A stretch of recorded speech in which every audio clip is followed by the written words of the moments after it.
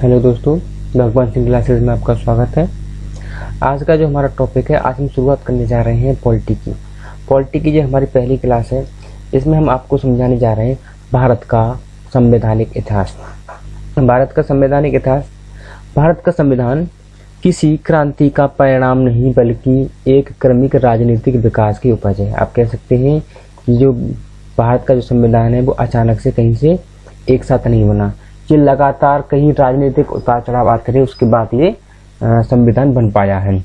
भारत की ब्रिटिश सरकार को मजबूत बनाने और अनुकूल बनाने के लिए ब्रिटिश सरकार को मजबूत बनाने और अनुकूल बनाने के लिए ब्रिटिश संसद द्वारा कई एक्ट पारित किए गए, जिनमें कुछ रेगुलेटिंग एक्ट थे, चार्टर एक्ट थे, जो भारत पर शासन करने के लिए बनाए गए थे। किसने बनाए थे? ये ब्रिटिश सरकार ने बनाए थे, जो भारत के संवैधानिक विकास में सहायक हुए थे। क्योंकि जब ब्रिटिश शासन भारत पर शासन कर रही थी, तो उनके भी कुछ नियम थे, कुछ कायदे कानून थे, उनके भी कुछ रूल्स रेगुलेशन थे। तो वही रूल्स रेगुलेशन भारत के संविधान को बनाने में काम आए। ये इसकी शुरुआत की बात है। सबसे पहले क्या हुआ था कि 1600 ईस्वी की बात करते हैं, तो 1600 ईस्वी में महारानी एलिजाबेथ का राजलेख आया था। महारानी एलिजाबेथ प्रथम ने भारत पर ईस्ट इंडिया कंपनी की स्थापना का प्रावधान किया था। जो 1600 ईस्वी में महारानी एलिजाबेथ ने जब अपना एक राजलेख भेजा था, तो उसमें यह बताया गया था कि हम भारत पर व्यापार करना चाह रहे हैं, ना कि और उस वक्त उनका भारत के ऊपर राज्य करने का या फिर शासन करने का कोई उद्देश्य नहीं था। ये 1600 की बात है।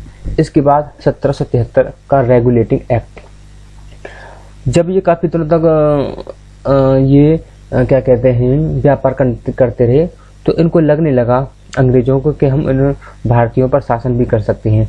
तब ब्रिटिश पार्लियामेंट से 1773 का एक रेगुलेटिंग एक्ट पारित किया गया, जिसकी क्या क्या खास बातें थी। देखिए, पहली बार कंपनी के राजनीतिक प्रशासन के लिए लिखित नियम प्रस्तुत किए गए। पहली बार, यानी कि अब राजनीतिक प्रशासन की शुरुआत हो चुकी थी। बंगाल के गवर्नर को गवर्नर जनरल का नाम दिया गया। तीनों ब्रिटिश प्रेसिडेंसी, बंगाल, बम्बई और मद्रास, ये तीनों प्रेसिडेंसी थी, इन सभी को बंगाल के गवर्नर जनरल के अधीन कर दिया गया। ये किसकी बात है? ये सिर्फ 1773 के रेगुलेटिंग एक्ट की बात है, जो सबसे पहला था और जो लिखित रूप में आया था। प्रथम गवर्नर जनरल वारेन हेस्टिंग बने थे। गवर्नर जनरल की सहायता के लिए 4 सदस्यीय कार्यकारिणी परिषद का गठन किया गया, जिसका कार्यकाल 4 वर्ष था। 1774 में, एक वर्ष के बाद ही 1774 में सर्वोच्च न्यायालय की स्थापना की। 1773 में इसका प्रावधान था, ध्यान रखेंगे इस चीज का। अगर आपसे पूछे कि सर्वोच्च न्यायालय की स्थापना का प्रावधान किस वर्ष में, तो 1773 के रेगुलेटिंग एक्ट में कलकत्ता के सर्वोच्च न्यायालय की स्थापना का प्रावधान था, लेकिन ये बना था 1774 में। ध्यान रखना इस बात का। जिसमें एक मुख्य न्यायाधीश थे जिनका नाम था सर एलिजा इम्पेल। 3 अन्य न्यायाधीश थे, चैम्बर, लिमिस्टर और हाइट। कलकत्ता सर्वोच्च न्यायालय के विरुद्ध इंग्लैंड में प्रीवी काउंसिल में अपील की जा सकती थी। ध्यान रखेंगे, ये जो है जो सर्वोच्च न्यायालय था कलकत्ता का, वो भारत का तो सर्वोच्च न्यायालय था, लेकिन अगर इसके फैसले से अगर कोई संतुष्ट नहीं होता था, तो वो कहाँ पर, इंग्लैंड के प्रीवी काउंसिल में, किंग इन काउंसिल में अपील की जा सकती थी। इसके बाद आता है 1773 के बाद 1784 का Pitt's India act. Pitt's India act की खास बात क्या थी? दोहरे शासन की शुरुआत हो गई थी। व्यापारिक और आर्थिक गतिविधि, तो व्यापारिक और आर्थिक गतिविधि आपका जो कौन देखता था? कोर्ट ऑफ डायरेक्टर के अंडर रहती थी ये चीजें, और जो राजनीतिक गतिविधियां थी वो बोर्ड ऑफ कंट्रोल करता था। राजनीतिक गतिविधियां यानी प्रशासनिक जो गतिविधियां होती थी वो बोर्ड ऑफ कंट्रोल करता था, और जो व्यापारिक गतिविधियां होती थी वो कोर्ट ऑफ डायरेक्टर करता था।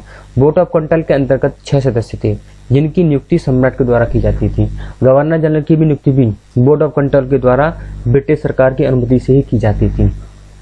गवर्नर जनरल की परिषद में सदस्य घटा करके 4 से 3 कर दिए गए।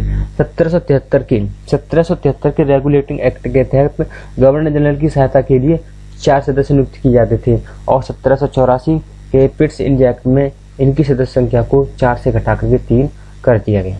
कंपनी के कर्मचारियों पर उपहार लेने पर प्रतिबंध लगा दिया गया। इसकी बात चलते हैं 1793 का, 1784 के बाद 1793 का चार्टर एक्ट। चार्टर एक्ट में क्या आ गया, इसमें कोई ज़्यादा खास बात नहीं थी, बस एक खास बात यही थी कि कंपनी के शासन को 20 वर्षों के लिए बढ़ा दिया गया था। इसके बाद आता है 1813 का चार्टर एक्ट। चार्टर एक्ट 1813 का कहता है सभी में 1793 के बाद सभी में आपका 20-20 वर्ष के लिए कंपनी के प्रशासन को बढ़ा दिया गया था। तो 1713 में भी एक काम हुआ था कि कंपनी के शासन को 20 वर्ष के लिए बढ़ा दिया गया। कंपनी के एकाधिकार को समाप्त कर दिया गया। ये 1813 के चार्टर एक्ट की खास बातें हैं। चीन के साथ व्यापार का एकाधिकार समाप्त नहीं किया गया, और यानी चीन और चाय को छोड़ करके बाकी के सभी के एकाधिकार को समाप्त कर दिया गया था कंपनी के। तो आपको बस याद रखना इसका पॉइंट का कि 1813 में चीन और चाय के व्यापार को छोड़ करके बाकी के सभी एकाधिकार कंपनी के समाप्त कर दिए गए थे। ईसाई मिशनरियों को बाहर से भारत आने की स्वतंत्रता दी गई धर्म प्रचार के लिए। ये भी अगर क्वेश्चन आपसे पूछा जाता है कि ईसाई मिशनरियों को किस एक्ट के तहत या किस एक्ट के तहत उनको अपने धर्म का प्रचार करने के लिए अनुमति दी गई थी, तो वो था 1813 का चार्टर एक्ट। भारत में शिक्षा पर 1 लाख प्रति वर्ष खर्च करने का प्रावधान भी इसी एक्ट के तहत किया गया। गवर्निंग बॉडी ऑफ इंडिया को ब्रिटिश संसद द्वारा अनुमोदित अनिवार्य था। फिर आता है आपका 1833 का चार्टर एक्ट। कंपनी के शासन को पुनः 20 वर्षों के लिए बढ़ा दिया गया। बंगाल के गवर्नर जनरल को संपूर्ण भारत का गवर्नर जनरल बना दिया गया। ये शासन का केंद्रीकरण हो गया। गवर्नर जनरल द्वारा बनाया गया कानून ही अधिनियम बन जाता था, अनुमोदन की आवश्यकता नहीं होती थी। इससे पहले क्या था, इससे पहले के एक्ट में क्या था कि जो गवर्निंग बॉडी ऑफ इंडिया थी उसको ब्रिटिश संसद के द्वारा अनुमोदन अनिवार्य था। लेकिन इस 1833 के चार्टर एक्ट के अधिनियम के तहत क्या था कि गवर्नर जनरल द्वारा जो कानून बना दिया गया वही कानून अधिनियम बन जाता था, यानी अनुमोदन की आवश्यकता नहीं होती थी। गवर्नर जनरल की परिषद में विधि सदस्य की नियुक्ति कर दी गई, और पहले जो विधि सदस्य थे वो हमारे कौन थे, वो लॉर्ड मैकाले थे। चीन और चाय के एकाधिकार को भी पूर्णतः समाप्त कर दिया गया, जो कि 1813 के चार्टर एक्ट में बच गया था, वो 1833 के चार्टर एक्ट में भी समाप्त कर दिया गया। दास प्रथा को समाप्त कर दिया गया। सरकारी नौकरी में व्याप्त भेदभाव समाप्त कर दिया गया। फिर इसके बाद बात करते हैं 1853 का चार्टर एक्ट।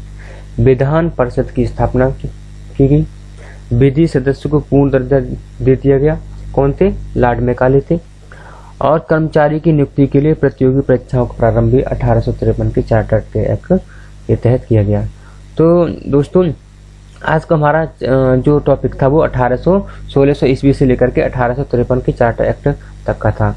तो अगर आपको सुपरफास्ट रिवीजन करना है तो हमारे चैनल को सब्सक्राइब कीजिए, आपको ऐसे ही वीडियो सुपरफास्ट रिवीजन के लिए मिलती रहेंगी। ओके, थैंक यू, धन्यवाद।